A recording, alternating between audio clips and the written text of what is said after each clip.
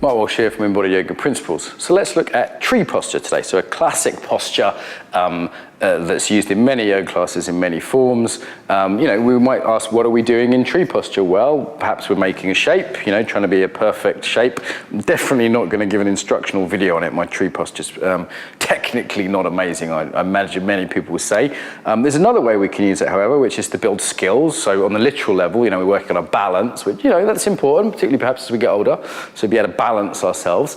What are we doing psychologically, though? How can we use tree posture a bit more kind of richly in terms of yoga in the rest of our lives? Well, first thing I'd say would be insights. Tree posture is great for certain insights and certain emotions. The first one would be like, how much challenge do I go for? Any decent yoga class is going to give you some options, and the options might be from this to this to this. It might even be some sort of more athletic version.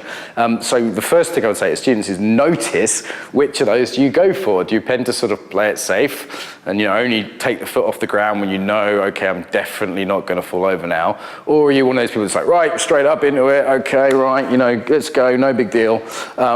Does that tend to be your tendency?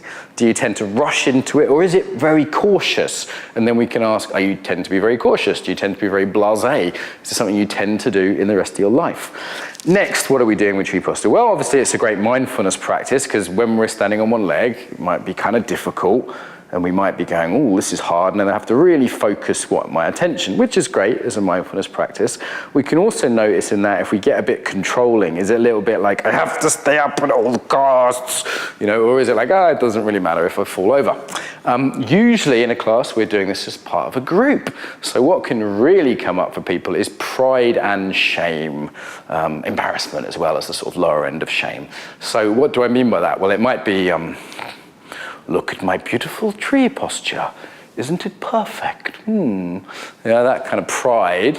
What I'm experiencing a little bit of now is like slight embarrassment. Like, I've been doing this for years and I'm still wobbling.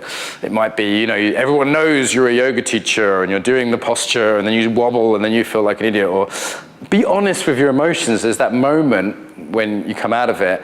And is it completely neutral, or are you like angry with yourself? Are you kind of shameful that you sat down? Are you proud that you lasted so long and you're kind of getting competitive? I'm not going to put my foot down before them. What you'll notice, and even if you don't play these things out, which hopefully you don't too much, there's still a whisper of it. There's still an essence of it. And if you're honest with yourself, even something super simple like doing a tree posture can be super insightful as to who you are, and you can practice something. Are you practicing conforming to the group and doing what everyone else is doing? That can be a good thing to practice actually sometimes. Or is it you're really tuning into when you've had enough and when you want to come down? This applies to many postures. I'm just using tree posture as an example. What I like about it is there's an obvious sort of fail in tree posture. There's a very definite okay, this is tree or this is tree and this is not, So that can create a kind of opportunity for insight and honesty, I would say. So I hope that's helpful. There's many more ways we could work with tree, but there's a video's getting long enough, so there's a few little ones.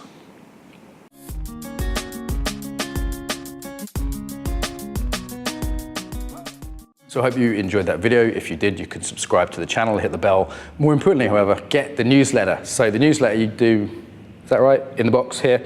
Okay. So why you would want the newsletter? So you hear about the best videos, so you actually ask me questions, you can reply to the newsletter, I'll reply. You can hear about events, teacher trainings, other things that are happening, and stay in touch more reliably. So newsletter there.